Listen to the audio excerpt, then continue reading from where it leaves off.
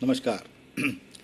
मैं डॉक्टर दिलीप पटवर्धन आँख का डॉक्टर हूँ। सांगली महाराष्ट्र में स्थित हूँ। मेरा नंदादीप आई हॉस्पिटल है जो NABH एक्रीडेटेड है। जैसे मैंने पहले बताया, मेरे बहुत से सवाल थे, उसके जवाब जीवन विद्या मिशन ये संस्था है जिसके संस्थापक है तत्वज्ञ वामनराव पै। वहाँ मुझे सब सवालों के जवाब अच्छे मिले। एक बार मैंने उनसे सवाल पूछा कि स्वर्ग और नरक क्या है, ये सच में है या नहीं है। तो उन्होंने कहा कि स्वर्ग और नरक ये कल्पना विलास है, यानी कि इमेजिनरी वर्ल्ड है। और ऐसे लोगों में विश्वास है कि अगर हम अच्छा काम करेंगे तो स्वर्ग में जाएंगे और बुरा काम करेंगे तो नरक में जाएंगे। स्वर्ग मतलब जहाँ बहुत से अच्छे अच्छे बगीचे हैं, फूल है, वीणा का झंकार है, मतलब बहुत आनंददायी वातावरण है, सुख समृद्धि है, अप्सरा है जो नृत्य करती है वगैरह वगैरह। ये सब काल्पनिक है, सच में नहीं है। क्योंकि अच्छा काम और बुरा काम ये दोनों सापेक्ष है। इंसान तो सभी एक है, लेकिन देखो कितने संप्रदाय है, उनके विश्वास भी अलग अलग है। जैसे कोई शुक्रवार को अच्छा कहता है, कोई शनिवार को अच्छा कहता है, कोई रविवार को अच्छा कहता है, कोई गाय को गौ माता कहता है, कुछ लोग सूअर खाते हैं, कुछ लोग सूअर का तिरस्कार करते हैं। कहीं कहीं घर में जाना हो तो चप्पल बाहर निकाल के जाना पड़ता है, और कहीं कहीं शूज़ के साथ अंदर जा सकते हो। कुछ संप्रदायों में मांसाहार मना है, मांसाहार खाना पाप है, शाकाहार ही करना चाहिए। मतलब अच्छा और बुरा हर एक इंसान में अलग अलग हो सकता है। फिर अगर अच्छा काम करने के बाद स्वर्ग जाता है तो अच्छा किस चीज़ को कहने का, उसमें संभ्रम पैदा होगा। और इंसान तो सभी एक है। इसका मतलब ये कि स्वर्ग सच में नहीं है, नरक भी सच में नहीं है, यानी कि ये सब कल्पना है। जब हम कोई भी चीज़ कल यानी मरने के बाद स्वर्ग आएगा या नरक होगा, जब कोई भी चीज़ हम कल पर छोड़ देते हैं तो हम आज का दिन खराब कर देते हैं। समझदारी किसमें है? यही स्वर्ग का निर्माण करना। एक बार एक चर्च में पादरी प्रवचन दे रहा था। वो कह रहा था कि जो पुण्यात्मा होते हैं वो स्वर्ग में जाते हैं, और जो पुण्यात्मा नहीं होते हैं वो नरक में जाते हैं। तभी एक एडमंड बर्ग करके विद्वान था, वो खड़े हो गए। उन्होंने पूछा कि मैं आपको एक सवाल पूछता हूँ, उसका जवाब दीजिए। तो पादरी बोले ठीक है। उन्होंने कहा अगर कोई एक पुण्यात्मा है मगर वो परमात्मा पर विश्वास नहीं करता है, वो कहाँ जाएगा? और कोई एक पुण्यात्मा नहीं है लेकिन परमात्मा पर विश्वास करता है, वो कहाँ जाएगा? पादरी बहुत विचार में पड़ गए, लेकिन वो बहुत अच्छे इंसान थे। उन्होंने कहा मैं इसके ऊपर विचार करूँगा, कल बताऊँगा। वो रात भर सो नहीं पाए, जवाब उन्हें नहीं मिल रहा था। सुबह सुबह होने को आया तो उन्हें एक सपना आ गया। उस स्वप्न में उन्होंने देखा कि एक स्टेशन पे एक ट्रेन जा रही थी, और उन्होंने पूछा कि मुझे स्वर्ग जाना है। तो उधर का स्टेशन मास्टर बोला बस ये ट्रेन स्वर्ग को ही जाती है।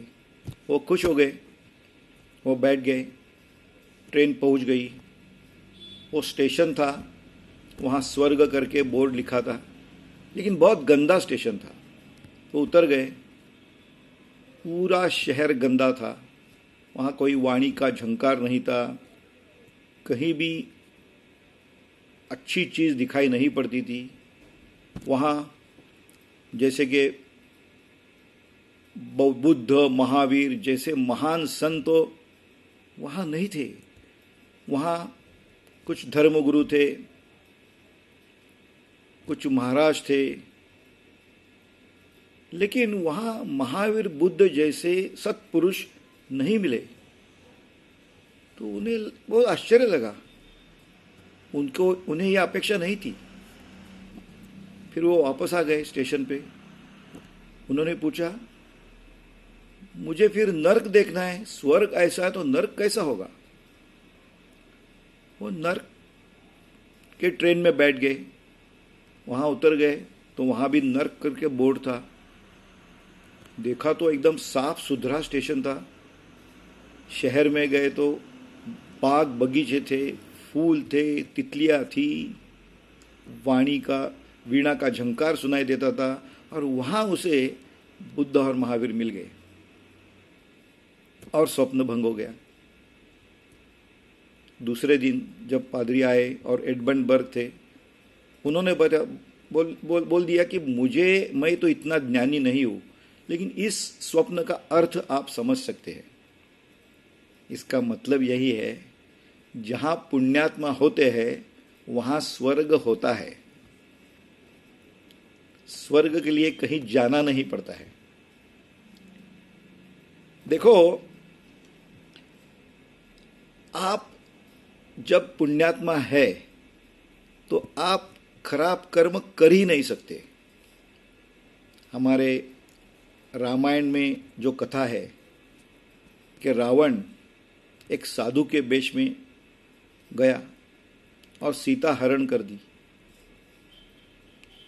किसी ने पूछा कि ये साधु का वेश लेने के बजाय उन्होंने अगर राम का ही रूप लेते तो ज़्यादा आसान हो जाता था, सीता को संशय भी नहीं आता था। तो रावण ने कहा मैंने वो भी प्रयास किया, लेकिन जब मैंने राम का रूप लिया तो मेरे मन के सब दुर्विचार चले गए, मैं वो अपराध कर ही नहीं पाया। इसका मतलब पुण्यात्मा जहाँ होते हैं वहाँ स्वर्ग रहता ही है। गलत करना कोई पाप नहीं है, लेकिन गलत होना पाप है। जैसे कि शराबी अगर शराब पीता ही रहता है तो कितना भी प्रयास करे वो सीधा चल ही नहीं सकेगा। इसका मतलब यह है कि जो व्यक्ति यहाँ स्वर्ग को देख नहीं सकता है, इस विश्व में स्वर्ग नहीं देख सकता है, जैसे कि फूल है, तितलियाँ हैं, पेड़ है, पंछी है, सुंदर सुंदर चित्रकला है, गाना सुनने में मिलता है। अगर इन चीज़ों में आप स्वर्ग नहीं देख सकते हैं तो आपको कहीं भी स्वर्ग कभी भी नहीं मिलेगा। स्वर्ग यही है, आज और अभी है। इसलिए अपनी दृष्टि बदलनी चाहिए। जब दृष्टि साफ हो तो सभी जगह स्वर्ग दिखता है। जैसे कि एक पांथस्थ एक गांव में जा रहा था, गांव के बाहर एक साधु पुरुष बैठे थे। उनसे पूछा गया कि मुझे इस शहर में जाना है, यह शहर के लोग कैसे हैं। तो उसने उसे प्रति प्रश्न किया, आप जिस गांव से आए वहाँ के लोग कैसे थे। तो उसने कहा उनकी याद भी मत दिलाओ, बहुत खराब किस्म के आदमी थे, इसलिए तो मैं दौड़ा चला आया। तो साधु ने बोला इस गांव में भी इतने ही खराब लोग हैं, शायद आपके गांव से भी खराब है, आप दूसरे गांव चले जाइए। वो घुड़सवार था, वो आगे चला गया। थोड़ी देर में उधर और एक पांथस्थ आ गया, बैलगाड़ी में आ गया। उसने पूछा,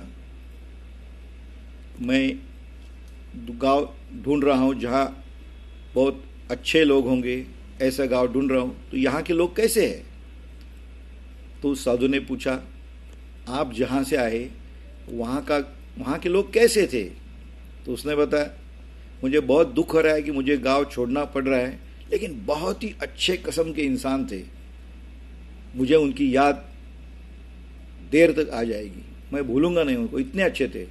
तो फिर साधु ने बोला, बस यही इस गांव में भी वैसे ही लोग हैं। इसका मतलब क्या है? आप जैसे होंगे वैसे आपको दिखेगा। अगर आप अच्छे हैं, आपके विचार अच्छे हैं, तो आपको सभी जगह स्वर्ग ही दिखेगा। आपको दूसरों के सिर्फ गुण दिखेंगे, अवगुण दिखेंगे ही नहीं। बस अध्यात्म यानी क्या है? हम अपनी आंखों का इस्तेमाल सभी अच्छा देखने के लिए करें, कानों का इस्तेमाल अच्छा सुनने के लिए करें, जबान का इस्तेमाल अच्छा बोलने के लिए करें। बस तो स्वर्ग यही निर्माण होगा ना। ये मुझे विचार बहुत पसंद आ गए, आपको भी पसंद आए होंगे। नमस्कार।